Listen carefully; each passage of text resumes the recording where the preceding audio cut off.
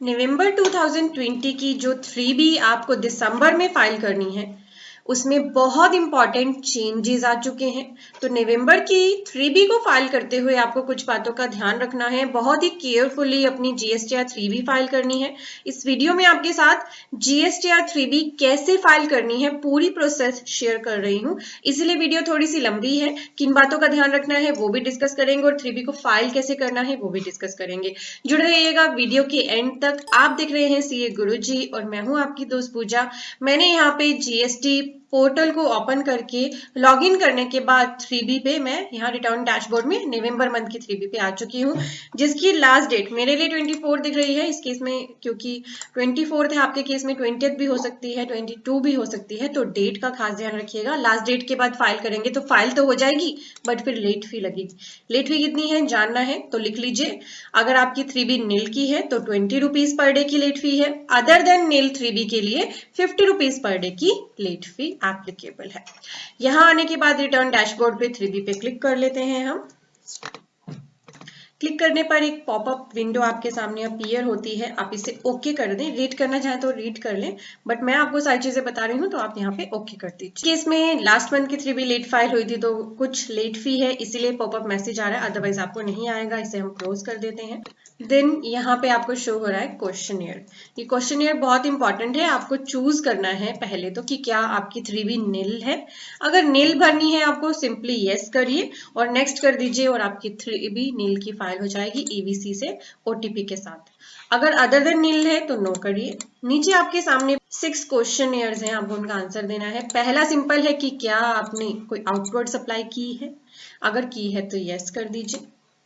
Then आपने कोई interstate supply की है, मैं भी यहाँ पे यस कर देती हूँ, वैसे इस केस में नहीं थी, मैं आपको बताने के लिए इस टेबल पे यस कर देती हूँ। Have you made any interstate supply to unregistered person, composite taxable person. तो अगर आपने इंटरस्टेट सप्लाई की हो ना अनरजिस्टर्ड पर्सन को या कंपोजिट टैक्स पेयर को या UIN होल्डर को, तो इस टेबल को आपको जरूर फिल करना है, यस कर देना। अगर आपका कोई ITC का क्लेम है या रिवर्सल है तो पॉइंट नंबर D पे यस कर देना। अगर आपकी कोई नील रेटेड एग्जाम्प्टेड या नॉन GST सप्लाई है तो आप इस टेबल को यस कर देना। जो टेबल्स रिलेवेंट है उन्हें ही यस करना, अदरवाइज नो कर देना। इससे क्या है 3B में आपके सामने ना रिलेवेंट टेबल्स आ जाती हैं, फालतू का कोई भी आपको डेटा डालने की जरूरत नहीं पड़ती। कोई आपकी इंटरेस्ट एंड लेट फी है, इस केस में मैंने बताया कि लेट फी एप्लीकेबल हो रही है, लास्ट मंथ की 3B लेट गई थी तो इसलिए ऑटोमेटिकली सिलेक्टेड है, ठीक है। और ये ऑटोमेटिक ही सिलेक्टेड होता है, आपको इसे चूज भी नहीं करना होता। नीचे ट्रांसफर की ऑप्शन भी ऑटो फिल आती है। अब आपको क्लिक करना है नेक्स्ट पे। यहाँ क्लिक करते ही अब आपके सामने फिर से एक पॉपअप आ गया। इस पॉपअप में बताया जा रहा है कि आपकी 3B में जो मेजर चेंज हुआ है ना वो ये है कि अब आपकी 3B ऑटो फिल होगी।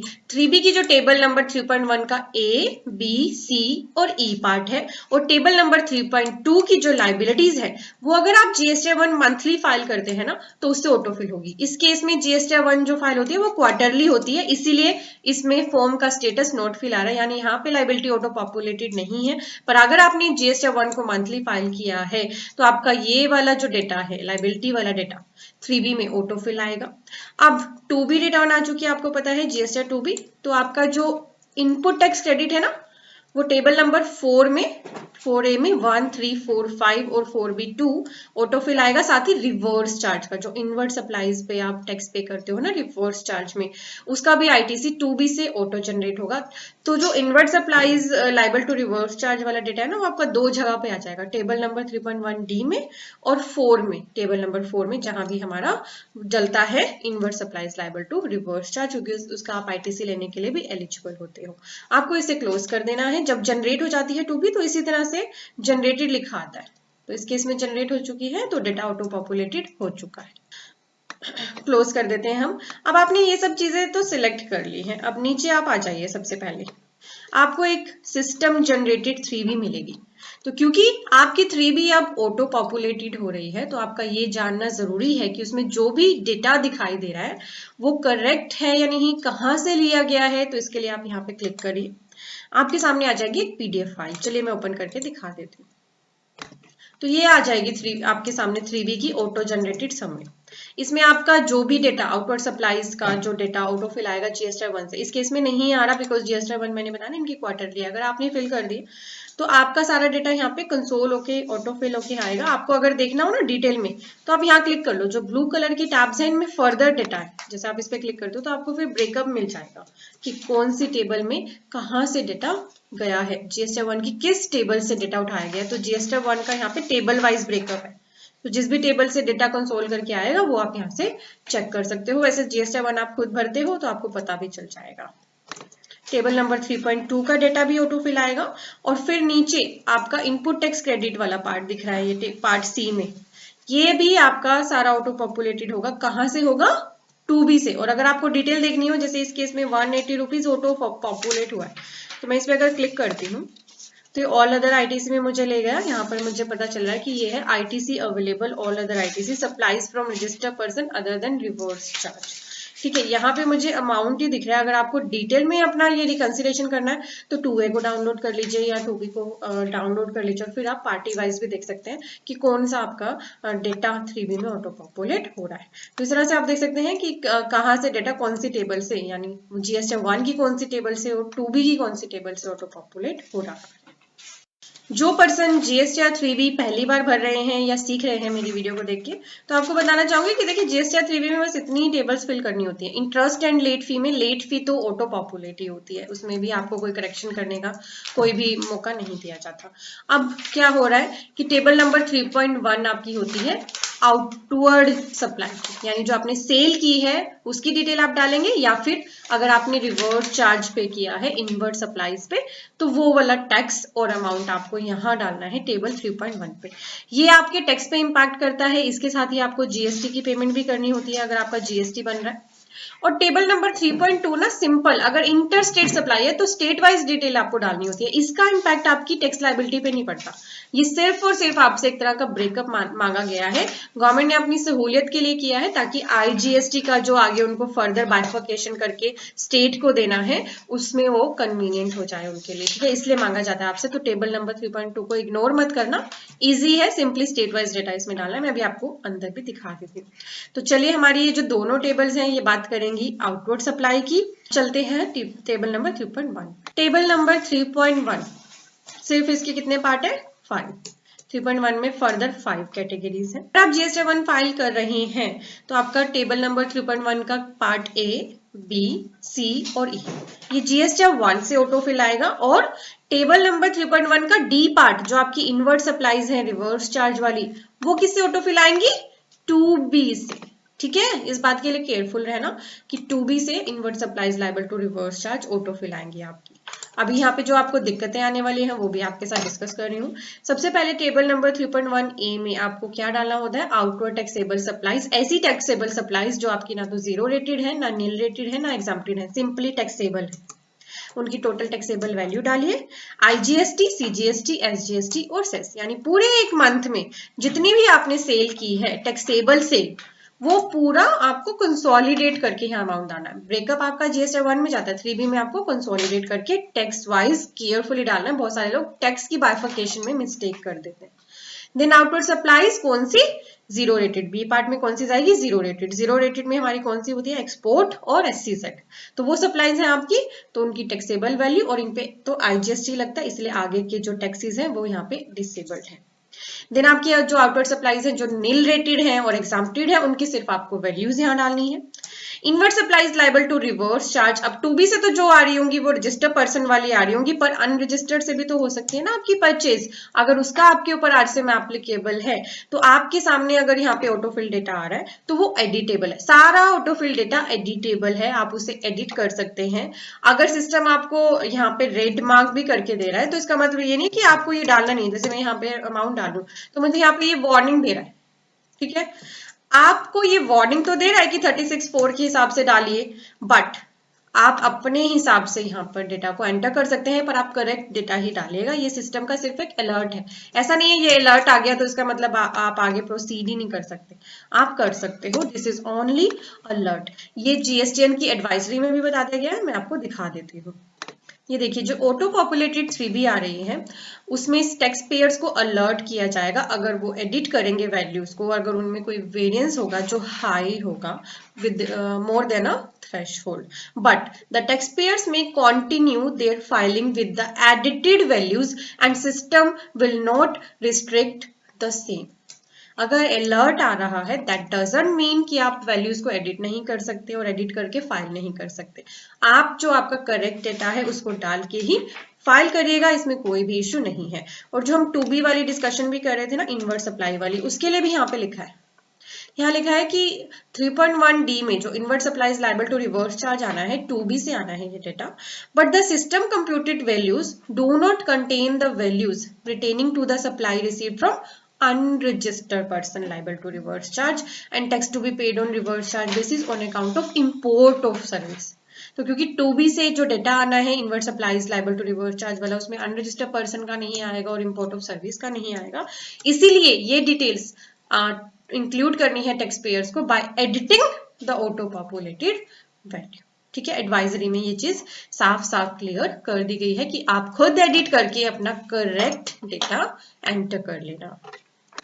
ठीक है, तो 3.1D तक हमने डिस्कस कर लिया। ई में है आपकी non GST cell.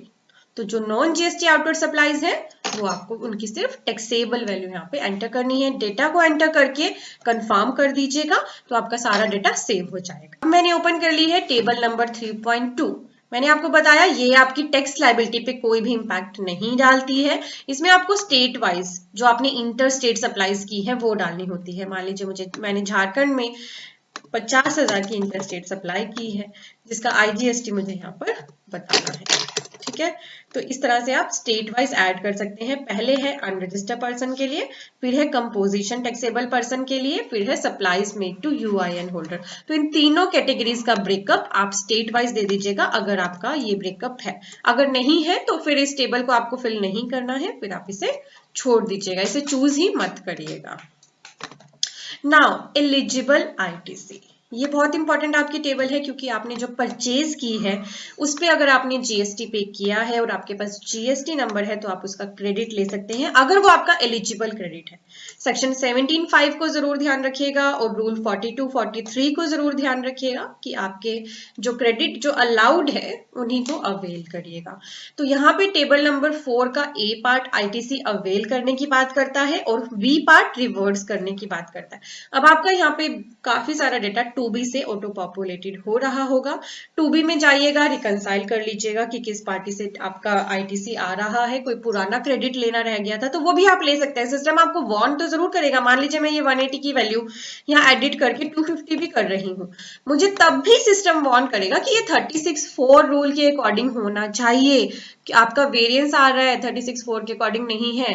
That doesn't mean मैं इसे सेव नहीं कर सकती, मैं इसे सेव कर सकती हूँ, इसी के साथ फाइल कर सकती हूँ वेदर टेबल को ये रेड क्यों नहीं कर रहा है। ठीक है, तो इस बात का खास ध्यान रखें। अब देखिए यहाँ पे 180 रुपीज का क्रेडिट था, अगर मैं इसे 0 ले रही हूँ ना तो कोई वार्निंग नहीं आ रही मेरे पास, यानी कम लेने पे कोई दिक्कत नहीं है, ज्यादा लेने पे सिर्फ आपको एक अलर्ट मिल रहा है, वार्निंग मिल रही है। बट आप अपने अकॉर्डिंग ही सही अपना इनपुट टैक्स क्रेडिट ले लीजिएगा, कोई भी इश्यू नहीं है। तो ITC अवेल करने के कितने पार्ट्स हैं? 5 पार्ट्स हैं, यानी ब्रेकअप है सिंपल। तो आपका इनपुट टैक्स क्रेडिट अगर इंपोर्ट ऑफ गुड्स का है तो यहाँ डालिए, इंपोर्ट ऑफ सर्विस का है तो आपके लिए नंबर 2 है।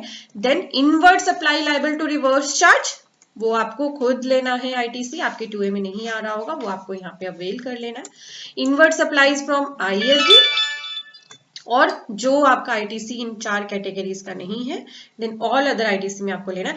यहाँ पे जो गलती जो मेजर लोग करते हैं ना, एक तो ब्रेकअप की गलती कर देते हैं।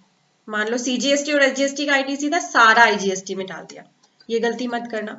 और बहुत सारे लोग पहले नंबर पे ही ना फटाफट डाल देते हैं कई बार, जबकि ये नहीं देखते कि वो इंपोर्ट ऑफ गुड्स की कैटेगरी है, तो बाद में एनुअल रिटर्न में जाके प्रॉब्लम्स आती हैं। तो मेक श्योर ये थोड़ा सा कैटेगरीज का और यहाँ पे ब्रेकअप का खास ध्यान आप रखा करें 3B को फाइल करते हुए। देन ITC का रिवर्सल।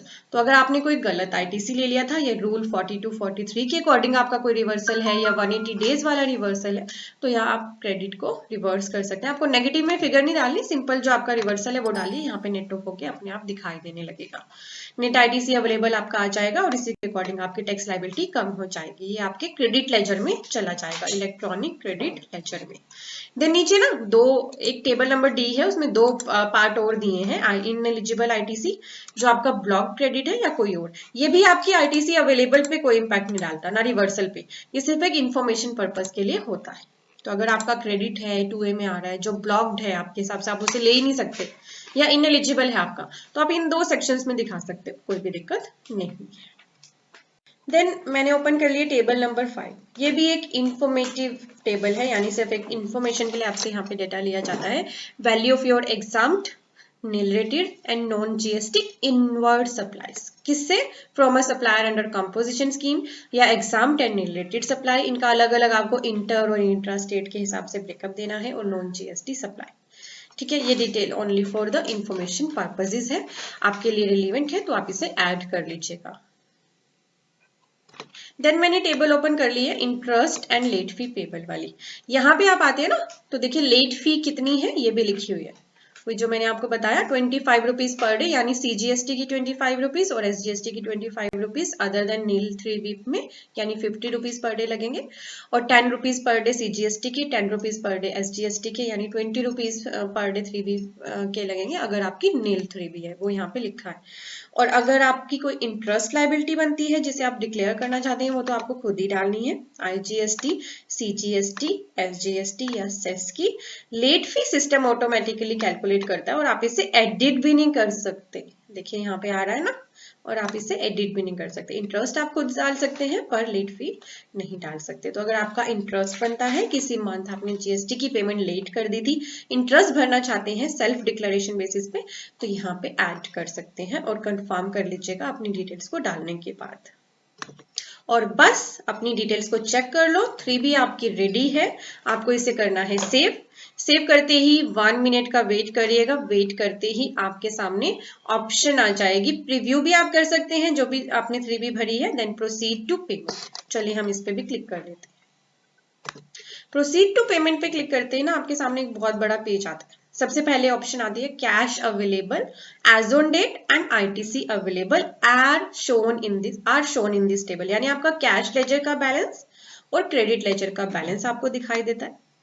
देन थोड़ा नीचे आप आते हैं, फिर आपकी यहाँ पे दिखाई देने लगती है कि आपकी टैक्स लायबिलिटी कितनी है, अदर देन रिवर्स चार्ज, फिर कितना ITC से पे कर सकते हो आप। यहाँ पे ऑटो फिल आता है, अवेलेबल भी आपको दिखाता है, आप चाहे तो इन फिगर्स को एडिट भी कर सकते हैं। ठीक है, और अदर देन रिवर्स चार्ज का तो आप अमाउंट ITC से भी पे कर सकते हो, बट रिवर्स चार्ज का क्योंकि आप कैश से ही पे कर सकते हो, तो रिवर्स चार्ज की अगर कोई आपकी लायबिलिटी होगी वो यहाँ पे दिखाई देने लगेगी, और फिर कितनी कैश से आप पे कर सकते हो अगर कैश लेजर में बैलेंस है, अदरवाइज आपको पे करना पड़ेगा। ऐसे इंटरेस्ट, लेट फी, ये सब कैश लेजर से आपके पे होनी है। तो जितना एडिशनल कैश रिक्वायर्ड होता है, जैसे इस केस में 325 रुपीज का एडिशनल कैश रिक्वायर्ड है, वैसे तो 180 रुपीज का इस केस में ITC भी था, बट लेट फी को आप ITC से पे नहीं कर सकते, इसलिए ये कैश में पे करनी पड़ेगी पूरी लायबिलिटी। तो यहाँ पे एडिशनल कैश रिक्वायर्ड दिखाया जा रहा है।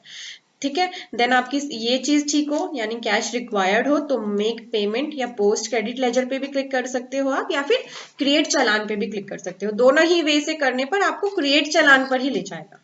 ठीक है, चलिए मैं आपको दिखा देती हूँ। तो यहाँ मैंने क्रिएट चालान पे क्लिक कर लिया, तो देखिए ऑप्शन आ गई, खुद ही ये भर के देगा सिस्टम चालान, हमें खुद नहीं भरना, सिस्टम ऑटोमेटिकली चालान बना के देगा। पेमेंट मोड्स आपके सामने रहेगी ई पेमेंट, यानी आप ऑनलाइन पेमेंट कर सकते हैं, ओवर द काउंटर करना चाहें आप तो name of the bank select करके चालान का प्रिंट आउट ले सकते हैं, NEFT RTGS से करना चाहें तो वो भी आप कर सकते हैं। बैंक्स के ऑप्शन यहाँ पे अवेलेबल है, ठीक से फिल करके अपने बैंक का डिटेल और आप पेमेंट कर दीजिएगा। पेमेंट करने के बाद आजकल एक दिक्कत आ रही है कि पेमेंट करने के बाद एकदम से आपके कैश लेजर में अमाउंट रिफ्लेक्ट नहीं होता, थोड़ा सा टाइम लगता है। ठीक है, हो सकता है हाफ एन आवर लग जाए, हो सकता है 2 आवर्स लग जाए, कई बार 3-4 आवर्स भी लग जाते हैं, तो थोड़ा सा वेट कर लीजिएगा। घबरा मत जाएगा कि बैंक से पैसे कट गए हैं बट अभी तक आपके कैश लेजर में शो नहीं हो रहे। ठीक है, और बस जैसे ही आप पेमेंट कर दोगे और यहाँ पे जब आपका कैश लेजर का बैलेंस 0 हो जाए, एडिशनल कैश रिक्वायर्ड 0 हो जाए, तो फिर आप यहाँ पे क्लिक कर दीजिएगा make payment post credit to ledger, ठीक है, क्लिक करके और फिर आपको ऑप्शन मिल जाएगी प्रोसीड टू फाइल की, और ईवीसी करके अपनी 3B को सबमिट कर दीजिएगा, ठीक है। तो केयरफुल रहिएगा इस बार की 3B में, because this is auto populated, बहुत ही केयरफुल रहना, बट एडिटेबल है फिगर्स ज्यादा